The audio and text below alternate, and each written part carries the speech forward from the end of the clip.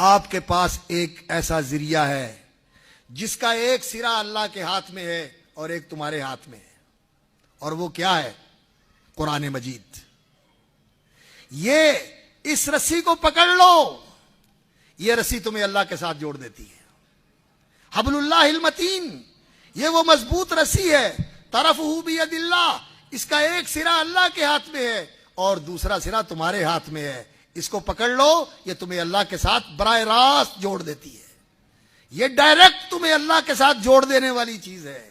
یہ اللہ کے ساتھ جوڑنے کا طریقہ ہے، اور یہ صرف جڑنے کا ہی طریقہ نہیں ہے، بلکہ یہ اس اللہ کا نازل کردہ کلام ہے۔ الرحمن علم القرآن، یہ اس رحمان نے قرآن سکھایا ہے اور اس نے اتارا ہے ہدم و رحمہ، ہدایت اور رحمت بنا کر۔ اللہ اکبر۔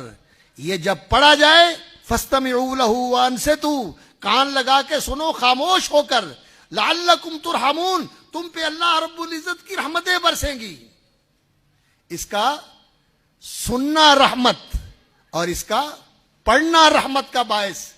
ما من قوم یجتمعون فی بیت من بیوت اللہ یتلون کتاب اللہ ویتدارسونہ، کوئی لوگ کسی اللہ کے گھر میں بیٹھ کے اکٹھے ہو کے اللہ کا قرآن پڑھتے ہیں اور اس کا درس لیتے ہیں، سمجھتے سمجھاتے ہیں، سیکھتے سکھاتے ہیں، الا نزلت علیہم السکینۃ وغشیتہم الرحمہ، ان قرآن پڑھنے والوں پہ اللہ کی طرف سے سکینت و اطمینان کا نزول ہوتا ہے اور اللہ کی رحمت انہیں ڈھانپ لیتی ہے۔ اس کا سننا باعث رحمت، اس کا پڑھنا باعث رحمت۔ وَهَذَا كِتَابٌ أَنزَلْنَاهُ مُبَارَكٌ فَاتَّبِعُوهُ وَاتَّقُوا لَعَلَّكُمْ تُرْحَمُونَ، اور اللہ فرماتے ہیں یہ بابرکت کتاب اللہ نے اتاری ہے۔ وَهَذَا كِتَابٌ أَنزَلْنَاهُ مُبَارَكٌ فَاتَّبِعُوهُ، اس کو اپنا امام اور پیشوا بنا لو، اسے اپنا رہبر و ہادی بنا لو، یہ تمہارے لیے حجت اور دلیل بن جائے، یہ تمہاری زندگی کا دستور اور تمہاری زندگی کا یہ لائحہ عمل ہو۔ وَهَذَا كِتَابٌ أَنزَلْنَاهُ مُبَارَكٌ، یہ تمہارے لیے برکتوں کے بھی دروازے کھول دے گا۔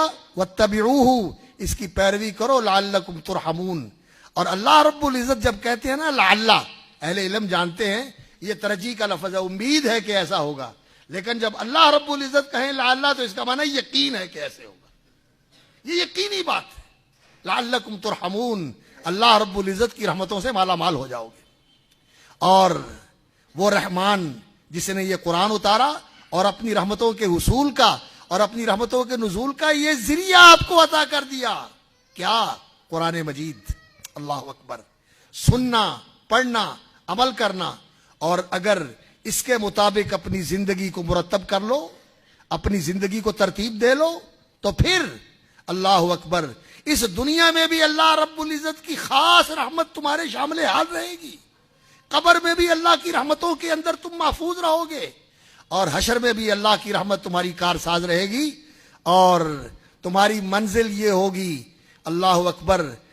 جس نے اس قرآن کو اپنے آگے رکھا اور اپنا پیشوا بنایا، قادہ الی الجنہ، یہ قرآن اس کا ہاتھ پکڑ کے اس کو جنت میں لے جائے گا اور اللہ کی بارگاہ میں سفارش بھی کرے گا۔